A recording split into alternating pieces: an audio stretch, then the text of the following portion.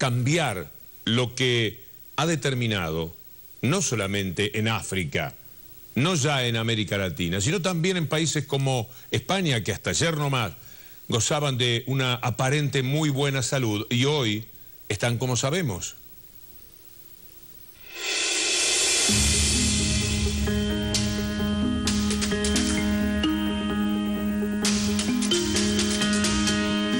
Desde los 90 se viene discutiendo a nivel internacional sobre la necesidad de una nueva arquitectura financiera internacional que ponga a salvo a los países de esta enorme masa de dinero desregulada que se maneja por el mundo, desestabilizando las economías nacionales.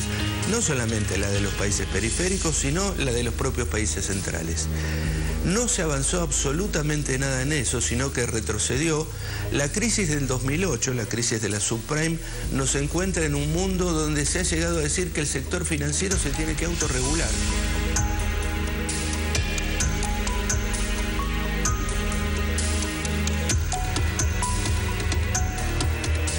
España es un caso típico de esos países que han sido inflados en parte de su trayectoria económica por el ingreso masivo de capital financiero y burbujas especulativas que generan en principio la sensación de bienestar colectivo, de prosperidad que no se sabe bien de dónde salió, cómo es, pero las propiedades aumentan, las acciones aumentan, todos parece que estamos más ricos, todos consumimos más, a todos nos va mejor.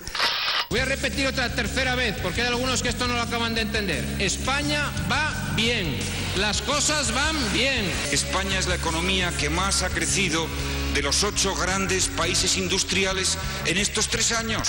En el mediano plazo, como esto no es una donación, si esto es un préstamo, todo esto hay que pagarlo. Cuando viene el tramo de pagarlo, los países se encuentran con que no desarrollaron capacidades productivas, tecnológicas, económicas para poder enfrentar eso y viene un proceso muy doloroso desde el punto de vista económico y social, a ver si se puede enfrentar esa situación. Vamos a reducir significativamente el número de empresas y fundaciones públicas. Se llevará a cabo un proceso de liberalización y, en su caso, privatización de los servicios asociados al transporte ferroviario, portuario y aeroportuario. En su conjunto, el paquete de consolidación fiscal, incluyendo ingresos y reducción de gastos, representará una cifra de 65.000 millones de euros en los próximos 2 años y medio. Esa burbuja hay que desinflarla con los costos que implica hacer eso. Ahora, como el capital financiero tiene el poder en la Unión Europea y tiene el poder en Estados Unidos, se niega a pasar por esa especie de cirugía mayor que hay que hacerle, y eso significa pérdidas patrimoniales enormes para la cúpula de los bancos del sistema internacional, entre los cuales está el Deutsche Bank y otros bancos muy importantes, aquellos que se dice too big to fail. No pueden quebrar porque son muy importantes. Bueno, señores, esos bancos importantes son los que mantienen trabada a la economía internacional. Hay cirujanos, los hay. En España, por ejemplo, lo van a ver después de la pausa, quienes están tratando justamente de orquestar algún tipo de soluciones a todo lo que pasa en España y de paso a lo que ocurre en Europa, con coletazos que naturalmente tendrán también beneficios para nosotros. Lo vamos a intentar, porque podemos.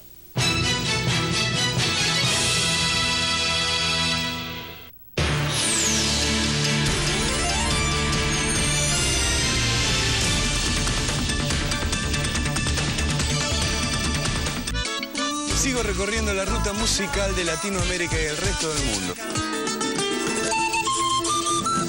Sigo descubriendo los ritmos y la cultura que mueven a nuestros pueblos.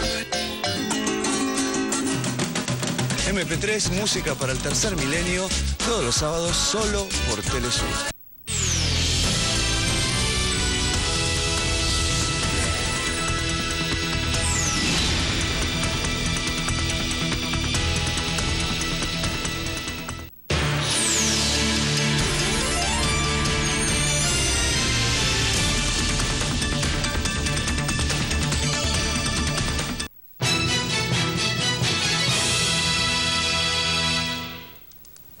En Entonces, la pregunta para Íñigo Errejón y para Juan Carlos Monedero es, ¿podemos?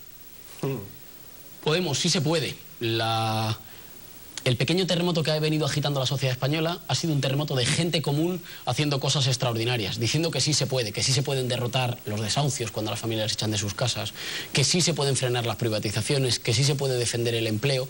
Eso, que se estaba moviendo en diferentes movilizaciones sociales, hoy ha llegado también al sistema político. Ese grito de que sí se puede, que ha quebrado el monopolio de la política por parte de unas élites que nos estaban llevando al desastre y además ha abierto la posibilidad de la democracia. Es el retorno de la democracia, que es siempre ese momento impugnatorio en el que se dice lo que hay no tiene por qué estar siempre. Hay otras posibilidades, se puede discutir, las posiciones podrían ser otras, la organización de la sociedad podría ser otra. En ese retorno de la democracia y retorno de la pasión política para mucha gente es en el que se mueven las posibilidades de cambio para nuestro país, que estaban cerradas desde hace mucho tiempo, ¿no? Claro, fíjate, solamente la pregunta ya es subversiva, ¿no?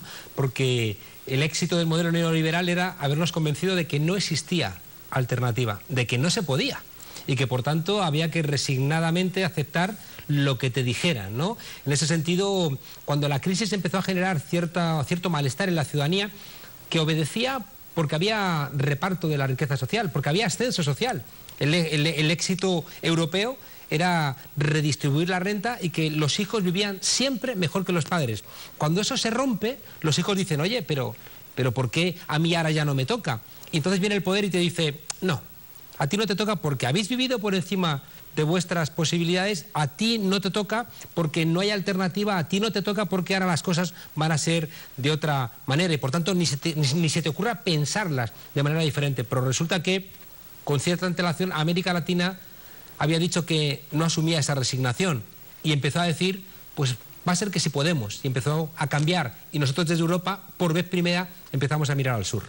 Entonces, ¿hubo una ayuda de América Latina en nuestros padecimientos y en esa forma de levantarse de América Latina para España? Una ayuda intelectual, hay una geopolítica del conocimiento que ha cambiado y es que quienes están buscando la posibilidad de recuperación de la democracia en Europa, digo recuperación porque está secuestrada por poderes que no se presentan a las elecciones y que deciden los destinos de millones de personas y por eso pueden decretar el sufrimiento para millones de personas, porque no tienen por qué ganar elecciones, en nuestro caso el Fondo Monetario Internacional, el Banco Mundial, la Troika. Que se presenten a las elecciones, que tienen coraje. Que se presenten con ese programa, ¿verdad? Entonces, te decía de ese cambio en la geopolítica del conocimiento que hace que al sur ya no se venga a dar lecciones, sino que se venga a aprender.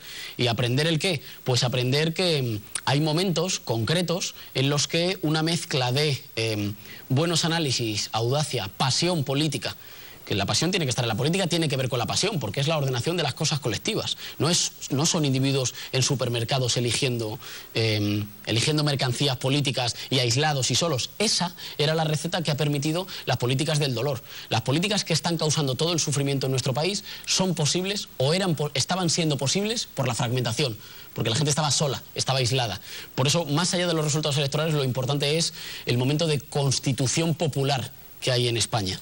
Claro, y había que reconstruir el relato, porque si tú no te piensas de manera diferente, estás condenado a que te interpreten los demás. Lo decía Galeano, ¿no? En tanto en cuanto los leones no tengan sus propios historiadores, la historia de las cacerías la seguirán escribiendo los cazadores. Dijeron que era imposible que le plantaras cara a Estados Unidos, y en 2005 América Latina le planta cara en Mar del Plata y le dice a Bush que no, que eso no va. Es imposible que tú le dijeras a los militares de las dictaduras que podías juzgarlos, y resulta que aquí se juzga en Argentina a los militares y se descuelga, un militar descuelga el retrato de un militar torturador. Es imposible auditar la deuda y reestructurarla. Claro, es imposible auditar la deuda y reestructurarla. Resulta que aquí se hace. Todas esas cosas se impugnan, ¿no? Desde el continente latinoamericano, que sufrió con mucha antelación el modelo neoliberal y que también tuvo la fortuna de empezar a salir, curiosamente, también con algo muy de la época, y empezó a salir de este agujero con unos pueblos que iban ganando en consciencia y con unos liderazgos que iban acompañando a ese pueblo con ese mandato que decía también el zapatismo de mandar obedeciendo. Eran unos liderazgos nuevos que conducían a su pueblo y a su vez eran conducidos con su pueblo. Y eso es una cosa que está pendiente en Europa. Qué curioso que en los sitios donde surgen nuevos liderazgos es también donde se está rearmando la posibilidad de la alternativa, Grecia o España. Qué curioso también que esa América Latina tuvo que levantarse de alguna forma contra España, porque era España la que había asumido un control económico muy fuerte, lo tiene todavía en muchos aspectos en América Latina, es decir, ya no solamente es contra el viejo poder de los Estados Unidos siempre mencionado, sino también contra el poder económico de España. Y en ese sentido, ¿ustedes cómo se las arreglan para tener una visión de tanta admiración evidente por América Latina en esa confrontación que tiene que ver con España? Porque no era España, porque eran multinacionales de bandera española que no son España, que no son los españoles. Digo, Repsol es española, que no paga impuestos en España, que la mitad de sus accionistas son de fuera, que no se debe al bienestar de los españoles. Repsol no es española, Repsol no tiene patria. Y eso es muy importante, porque si no, también se crean barreras en la comunicación entre los pueblos. Esas mismas empresas que claramente ejercían una dominación neocolonial a través de la economía, eran empresas que en muchos casos se nos arrebataron a nosotros. La Telefónica, que aquí después hacía procesos muy cercanos al robo, es una Telefónica que primero se nos robó a nosotros, que era una empresa pública al servicio de los españoles y que después se privatizó. Y solo cuando se le entregó a los piratas se pudo dedicar después a las actividades de piratería aquí en América Latina. Claro, y la etiqueta de que son españolas no era sino un subterfugio para presionar más a los países latinoamericanos cuando querían recuperar sus riquezas, sus bienes naturales. Hay una cosa que igual a los espectadores latinoamericanos les suena raro. Por eso algunos pensamos que es que ni siquiera el rey de España es España, ¿no? Por mucho que lo planteen las constituciones, ¿no? No porque sean unos borbones, ¿no?, que vienen de una tradición ajena a España, aunque lleven unos cuantos siglos, sino porque su comportamiento es ajeno a la realidad de nuestro país. Es decir, que ¿qué hace? Que resulta que el rey de España era un gran lobista que ayudaba a que las empresas estas de capital internacional hicieran negocios aquí, ¿no? Si esas empresas luego no pagan impuestos en España, si no generan empleo en España, si no nos ayudan a los españoles, y encima tenemos que aguantar toda esa parafernalia, todo ese oropel monárquico para que no entendamos muy bien qué ocurre y tengamos que asumir que todo lo que hace ese señor es real porque regia es su mano. Por lo tanto, ¿qué se llevan ustedes cuando la palabra buitres rebota en España, en esta andanza por América Latina, particularmente por la Argentina?